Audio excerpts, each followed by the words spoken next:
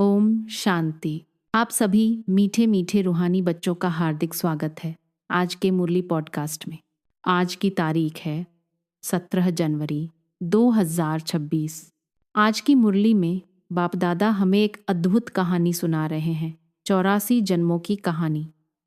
आज का मुख्य महावाक्य है, मीठे बच्चे, जब यह भारत स्वर्ग था तब तुम घोर सोजरे में थे। अभी अज्ञान अंधेरा है, फिर सोजरे में चलो। ओम शांति। आज बाबा एक बहुत ही महत्वपूर्ण प्रश्न पूछते हैं।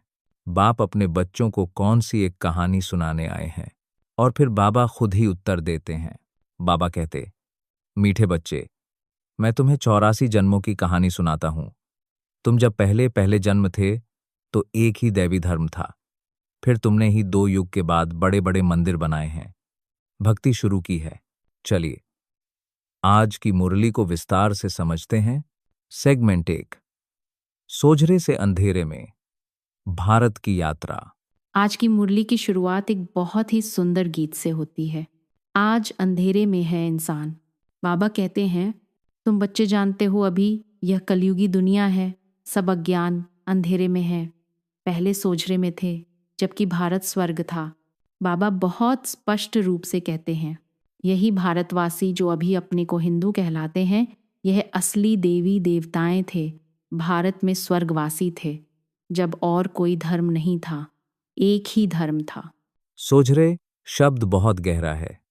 सोझरे मतलब प्रकाश में, ज्ञान में, सत्य में, और अंधेरा मतलब अज्ञान, झूठ, भ्रम। जब भारत स्वर्ग था तब सबको पता था हम कौन हैं, हमारा बाप कौन है, हमारा धर्म क्या है। लेकिन अब अज्ञान, अंधेरा है। स्वर्ग, वैकुंठ, बहिश्त, हेवन, यह सब इसी भारत के नाम थे। भारत पवित्र और प्राचीन धनवान था। अभी तो भारत कंगाल है क्योंकि अभी कलयुग है। तो देखिए भारत की यात्रा कैसी रही। सतयुग सोझरे में, स्वर्ग धनवान पवित्र, कलयुग अंधेरे में, नर्क कंगाल पतित, और अब फिर से संगम युग पर बाप आकर सोझरे में ले जा रहे हैं।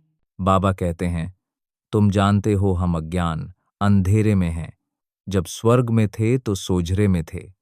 स्वर्ग के राज राजेश्वर, राज राजेश्वरी श्री लक्ष्मी नारायण थे। उसको सुखधाम कहा जाता है। बाप से ही तुमको स्वर्ग का वर्षा लेना है, जिसको जीवन मुक्ति कहा जाता है। अभी तो सब जीवन बंद में है। खास भारत और आम दुनिया रावण की जेल में है। यहां बाबा समझाते हैं, ऐसे नहीं, रावण सिर्फ लंका में था और राम भारत में था। उसने आकर सीता चुराई। यह तो सब हद की कथाएं हैं। मतलब रामायण की कहानी जो लोग सुनते हैं, रावण लंका में, राम अयोध्या में, सीता की चोरी, ये सब सीमित कथाएं हैं। असल में रावण है 5 विकारों का प्रतीक और राम है पवित्रता का। गीता है मुख्य सर्वशास्त्रमयी शिरोमणि। श्रीमत अर्थात भगवान की सुनाई हुई है। भारत में मनुष्य तो किसी की सद्गति कर नहीं सकते। बाबा अब ज्ञान और भक्ति के बीच का फर्क समझाते हैं। सतयुग में थे जीवन मुक्त देवी देवता, जिन्होंने यह वर्षा कलयुग अंत में पाया था। भारतवासियों को यह पता नहीं है, न कोई शास्त्रों में है। शास्त्रों में है भक्ति मार्ग का ज्ञान, सद्गति मार्ग का ज्ञान मनुष्य मात्र में बिल्कुल नहीं है। सब भक्ति सिखलाने वाले हैं। कहेंगे शास्त्र पढ़ो, दान पुण्य करो। यह भक्ति द्वापर से चली आती है। सतयुग और त्रेता में है ज्ञान की प्राप्ति। ऐसे नहीं कि वहां भी यह ज्ञान चलता आता है। मतलब सतयुग त्रेता में कोई ज्ञान या भक्ति नहीं होती। वहां तो सिर्फ सुख है, शांति है। वहां किसी को भगवान को याद करने की जरूरत नहीं। यह वर्षा भारत को बाप से संगमयुग पर ही मिला था, जो फिर अभी हमें मिल रहा है। यह ज्ञान सिर्फ संगमयुग पर ही मिलता है। बाबा कहते हैं, भारतवासी जब नरकवासी बेहद दुखी बन जाते हैं तब पुकारते हैं, हे पतित पावन, दुख हरता सुख करता। बाप है पतित पावन। बाप कहते हैं, मैं कल्प कल्प कल्प के संगम पर आता हूँ, सर्व का सद्गति दाता बनता हूँ। अबलाएं, गणिकाएं और जो गुरु लोग हैं, उन सबका उद्धार मुझे ही करना पड़ता है। पावन दुनिया सतयुग को कहा जाता है। भारत में इन लक्ष्मी नारायण का राज्य था। भारतवासी यह नहीं जानते कि यह स्वर्ग के मालिक थे। पतित खंड मतलब झूठ खंड, पावन खंड मतलब सच खंड, भारत पावन खंड था। यह भारत अविनाशी है, जो कभी विनाश नहीं होता है। जब लक्ष्मी नारायण का राज्य था तो और कोई खंड नहीं थे। मनुष्यों ने कल्प लाखों वर्ष का लिख दिया है। बाबा स्पष्ट रूप से कहते हैं, बाप कहते हैं कि कल्प की आयु 5000 वर्ष है। वह फिर कह देते, मनुष्य 84 लाख जन्म लेते हैं। मनुष्य को कुत्ता, बिल्ली, गधा आदि सब बना दिया है। परंतु कुत्ते बिल्ली का जन्म अलग है। 84 लाख वैरायटी हैं। मनुष्यों की तो वैरायटी एक ही है, उनके 84 जन्म हैं। ये बहुत क्लियर करना ज़रूरी है। लोग सोचते हैं मनुष्य मरने के बाद कुत्ता, बिल्ली, गधा बन जाता है, लेकिन बाबा कहते हैं नहीं। मनुष्य सृष्टि अलग है, पशु सृष्टि अलग। मनुष्य आत्मा हमेशा मनुष्य शरीर में ही आती है। 84 लाख तो जीव जंतुओं की वैरायटी है। मनुष्यों के सिर्फ 84 जन्म हैं, और वह भी सिर्फ उन आत्माओं के जो सतयुग आदि से लेकर अब तक इस धरती पर हैं। बाप संगम पर आकर पावन बनाते हैं। अब बाबा 84 जन्मों की सीढ़ी समझाते हैं। हे बच्चों, तुम भारतवासी स्वर्गवासी थे, फिर तुम 84 जन्मों की सीढ़ी उतरते हो। सतो से रजो तमो में जरूर आना है। तुम देवताओं जैसा धनवान, एवर, हेल्दी, एवर, हैप्पी थे। भारत कितना साकार था। हीरे जवाहरात तो पत्थरों मिसल थे। 2 युग बाद भक्ति मार्ग में बड़े बड़े मंदिर बनाते हैं। सोमनाथ का मंदिर सबसे बड़ा था। सिर्फ एक मंदिर तो नहीं होगा, और भी राजाओं के मंदिर थे। कितना लूट कर ले गए हैं। बाप स्मृति दिलाते हैं, तुमको कितना साकार बनाया था। तुम सर्वगुण संपन्न 16 कला संपूर्ण थे। भगवान भगवती भी कह सकते हैं, लेकिन असली भगवान एक बाप ही है। बाबा कहानी बैठ सुनाते हैं। अभी तुम्हारे बहुत जन्मों के अंत का जन्म है। एक कल्प की बात नहीं है, ना कोई युद्ध का मैदान आदि है। भारतवासी यह भूल गए हैं कि उनका राज्य था। सतयुग की आयु लंबी कर देने से बहुत दूर ले गए हैं। बाप आकर समझाते हैं, मनुष्य को भगवान नहीं कह सकते। कहावत है, सर्व का सद्गति दाता, पतितों का पावन करता एक है। एक ही सच्चा बाबा है जो सच खंड की स्थापना करने वाला है। पूजा करते हैं, लेकिन भक्ति में तुम जिसकी पूजा करते आए हो, एक की भी बायोग्राफी को नहीं जानते। इसीलिए बाप समझाते हैं, तुम शिव जयंती तो मनाते हो ना। बाप है नई दुनिया का रचयिता, हेवनली गॉड फादर, बेहद सुख देने वाला। सतयुग में बहुत सुख था, जिसे बाप ही स्थापन करते हैं। बाबा बहुत सुंदर तरीके से समझाते हैं, नरकवासी को आकर स्वर्गवासी बनाना या विकारियों को निर्विकारी देवता बनाना, यह तो बाप का ही काम है। बाप कहते हैं, मैं तुम बच्चों को पावन बनाता हूं, तुम स्वर्ग के मालिक बनते हो। तुम्हें पतित कौन बनाते हैं? यह रावण। मनुष्य कह देते, दुख भी ईश्वर ही देते हैं। बाप कहते हैं, मैं तो सभी को इतना सुख देता हूँ, जो फिर आधा कल्प तुम बाप का स्मरण नहीं करोगे। यह बहुत गहरी बात है। सतयुग त्रेता में सुख था, तो किसी को भगवान को याद करने की जरूरत नहीं थी, क्योंकि वहां कोई दुख नहीं। लेकिन जब द्वापर कलियुग आता है, रावण राज्य शुरू होता है, तो दुख शुरू होते हैं, तब भक्ति शुरू होती है। अब बाबा पूरी कहानी विस्तार से सुनाते हैं। यह है तुम्हारा बहुत जन्मों के अंत का जन्म। कहते हैं, बाबा कितने जन्म हमने लिए? बाबा कहते हैं, मीठे मीठे भारतवासियों, हे आत्माओं, अब तुमको बेहद का वर्षा देता हूँ। बच्चे, तुमने 84 जन्म लिए हैं। अभी तुम 21 जन्म के लिए बाप से वर्षा लेने आए हो। तुम ही सतयुग का सूर्यवंशी पद फिर से लेते हो। अर्थात श्रेष्ठ से श्रेष्ठ बाबा से श्रेष्ठ नर से नारायण बनने का ज्ञान सुनते हो। यह ज्ञान है, बाकी शास्त्र आदि सब भक्ति मार्ग के लिए हैं। यह है स्पिरिचुअल रूहानी नॉलेज। सुप्रीम सोल बैठ नॉलेज देते हैं। बच्चों को देही अभिमानी बनना है। मामेकम याद करो। बाप समझाते हैं आत्मा में ही अच्छे व बुरे संस्कार होते हैं, जिस अनुसार ही मनुष्य को अच्छा व बुरा जन्म मिलता है। बाप बैठ समझाते हैं, यह जो पावन था अंतिम जन्म में पतित है तत्त्वम। मुझ बाप को इस पुरानी रावण की दुनिया में आना पड़ता है। आना भी उस तन में है जो फिर पहले नंबर में जाना है। सूर्यवंशी ही पूरे 84 जन्म लेते हैं। यही ब्रह्मा और ब्राह्मण वंशी ब्राह्मण बनते हैं। बाप समझाते तो रोज हैं, पर पत्थर बुद्धि को पारस बुद्धि बनाना मासी का घर नहीं है। हे आत्माएं, अब देही अभिमानी बनो और एक बाप को याद करो। देह के संबंध को छोड़ो। मरना तो सभी को है। एक सतगुरु बिगर सर्व का सदगति दाता कोई हो नहीं सकता। बाप कहते हैं, हे भारतवासी बच्चों, तुम पहले पहले मेरे से बिछुड़े हो। गाया जाता है, आत्माएं परमात्मा अलग रहे बहुकाल। पहले पहले तुम भारतवासी देवी देवता धर्म वाले आए हो। बाकी धर्म वालों के जन्म कम होते हैं। सारा चक्र कैसे फिरता है, बाप बैठ समझाते हैं। जो धारण नहीं करा सकते उनके लिए भी बहुत सहज है। आत्माएं ही पुण्य आत्मा पाप आत्मा बनती हैं। तुम्हारा यह 84वां अंतिम जन्म है। तुम सब विनाश अवस्था में हो।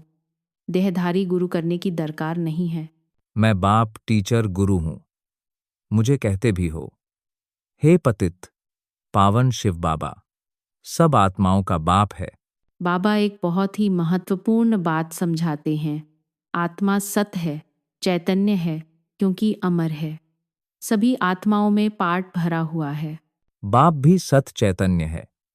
वह मनुष्य सृष्टि का बीज रूप होने कारण कहते हैं, मैं सारे झाड़ के आदि मध्य अंत को जानता हूं, इसलिए मुझे नॉलेजफुल कहा जाता है। तुमको भी सारी नॉलेज है। बीज से झाड़ कैसे निकलता है, झाड़ बढ़ने में टाइम लगता है। बाप कहते हैं, मैं बीजरूप हूं। अंत में सारा झाड़ झड़झड़ीभूत हो जाता है। अभी देखो देवी, देवता धर्म का फाउंडेशन है नहीं। जब देवता धर्म लुप्त हो जाता है तब बाप को आना पड़ता है। जगत पिता ब्रह्मा द्वारा बाप स्थापना करा रहे हैं आदि सनातन देवी देवता धर्म की। यह भी सारा ड्रामा बना हुआ है। बाप आते हैं अंत में। जब सृष्टि के आदि मध्य अंत का नॉलेज सुनाना है तो जरूर संगम युग पर आएंगे। आत्माएं सभी दास हैं, मूल वतन में रहने वाली। उस एक बाप को सब याद करते हैं। दुख में स्मरण सब करें। रावण राज्य में दुख है, यहाँ स्मरण करते हैं तो बाप सबका सद्गति दाता एक है। बाप नहीं आए तो भारत को स्वर्ग कौन बनाए। सब इस समय तमो प्रधान हैं। सबको पुनर्जन्म तो जरूर लेना है, अभी नर्क में। ऐसे नहीं कि स्वर्ग में चले जाते हैं। जैसे हिंदू लोग कहते हैं स्वर्गवासी हुआ, तो जरूर नर्क में था ना। कहते हैं फलाना पार निर्वाण गया। बाप कहते यह सब हैं गपोड़े, वापिस कोई भी जा नहीं सकते। पहले नंबर वालों को ही 84 जन्म लेने पड़ते हैं। बाप समझाते हैं, इसमें कोई तकलीफ नहीं है। भक्ति मार्ग में कितनी तकलीफ है। राम राम झपते रोमांच खड़े हो जाते। वह सब है भक्ति मार्ग। यह सूर्य चांद भी तुम जानते हो कि रोशनी करने वाले हैं। यह कोई देवताएं थोड़े ही हैं। ज्ञान सूर्य, ज्ञान चंद्रमा और ज्ञान सितारे असली महिमा है। फिर भी लोग कहते हैं सूर्य देवता नम, उनको देवता समझ पानी देते हैं। बाप समझाते हैं, यह सब है भक्ति मार्ग। पहले होती है अव्यभिचारी भक्ति, एक शिव बाबा की, फिर देवताओं की, फिर उतरत उतरते त्रिवटी पर जहाँ 3 रास्ते मिलते हैं वहां भी पूजा करते हैं। पत्थरों की भी पूजा करते हैं, मनुष्यों के भी चित्र बनाए पूजते हैं। अब इनसे प्राप्ति तो कुछ भी नहीं होती। यह सब व्यभिचारी भक्ति है। अनेक देवी देवताओं की, गुरुओं की, पत्थरों की पूजा। असल में सिर्फ एक निराकार बाप को ही याद करना है। अब आते हैं धारणा के मुख्य बिंदुओं पर। पहला, आत्मा से बुरे संस्कारों को निकालने के लिए देही अभिमानी रहने का अभ्यास करना है। यह अंतिम 84वां जन्म है। यह बहुत महत्वपूर्ण है। अभी अंतिम जन्म है। अब जो संस्कार धारण करेंगे वही अगले 21 जन्मों में साथ चलेंगे। दूसरा, देह के सब संबंधों को छोड़ एक बाप को और राजाई को याद करना है। बीज और झाड़ का ज्ञान स्मरण कर सदा हर्षित रहना है। मतलब देह के संबंध, माँ बाप, भाई बहन, पति पत्नी, बच्चे, इन सबकी याद से निकलना है। एक बाप को याद करना है और साथ साथ राजाई की स्मृति रखनी है। और बीज और झाड़ का ज्ञान मतलब यह पूरा सृष्टि चक्र कैसे चलता है, यह याद रखना। इससे सदा हर्षित रहेंगे।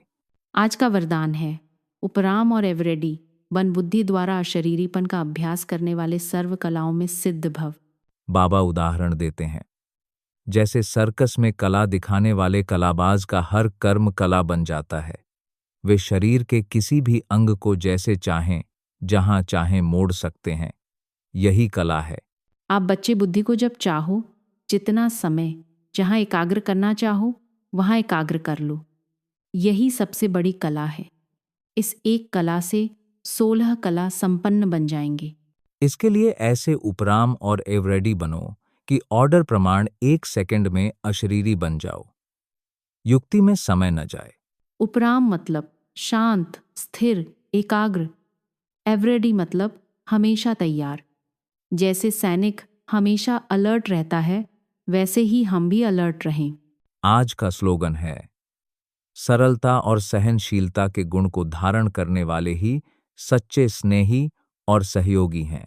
सरलता मतलब सिंपल, सीधा, कोई टेढ़ापन नहीं। जो दिल में है वही मुख पर। कोई छुपाव नहीं, कोई दिखावा नहीं। सहनशीलता मतलब सहन करने की शक्ति। कोई कुछ भी बोले, कोई कैसा भी व्यवहार करे, हम शांत रहें, प्रेम रखें।